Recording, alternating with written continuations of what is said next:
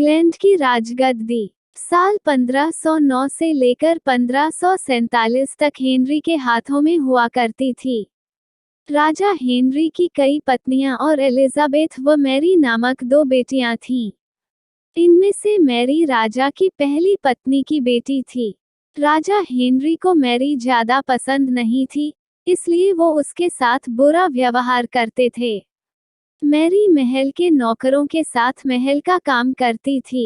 अगर मैरी कुछ कह भी दे, तो राजा उसकी कोई बात नहीं मानते थे। सन 1547 में जब राजा हेनरी की मौत हो गई, तो प्रजा की इच्छानुसार 16 शताब्दी के दौरान हेनरी की पहली बेटी मैरी को इंग्लैंड की राजगद्दी दे दी गई। वो इंग्लैंड की रानी बन गई। उस समय इंग्लैंड के हालात बहुत अच्छे नहीं थे। इंग्लैंड कैथोलिक और प्रोटेस्टेंट इन 2 धर्मों के बीच में बंट गया था। उस समय दोनों धर्मों के लोगों के बीच जंग छिड़ी हुई थी। रानी मैरी चाहती थी कि पूरे इंग्लैंड में सिर्फ एक ही धर्म हो, लेकिन लोगों ने उसकी यह बात मानने से साफ इनकार कर दिया था। इससे नाराज होकर रानी ने उनकी बात न मनाने वालों को मौत की सजा दे दी थी।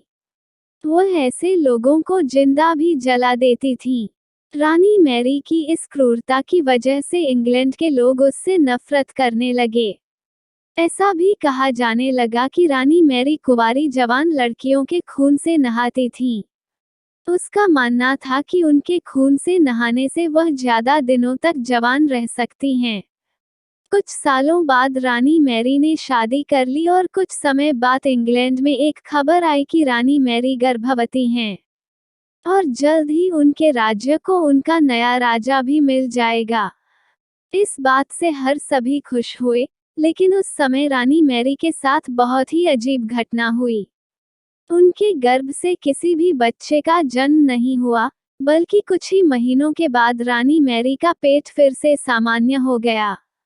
वहां के ओझा लोगों ने अपनी तंत्र विद्या से बताया कि रानी मैरी के गर्भ में कोई बच्चा नहीं बल्कि एक भूत आकर निवास करता है।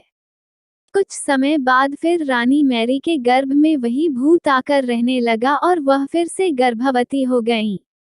इस बार भी रानी को कोई बच्चा नहीं हुआ और उस घटना के कुछ ही दिनों के बाद रानी मैरी की मृत्यु हो गई।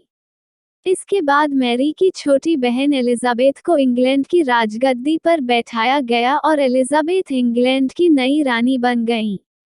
रानी मैरी की क्रूरता की वजह से इंग्लैंड को लोग उसे एक निर्दयी औरत मानते थे।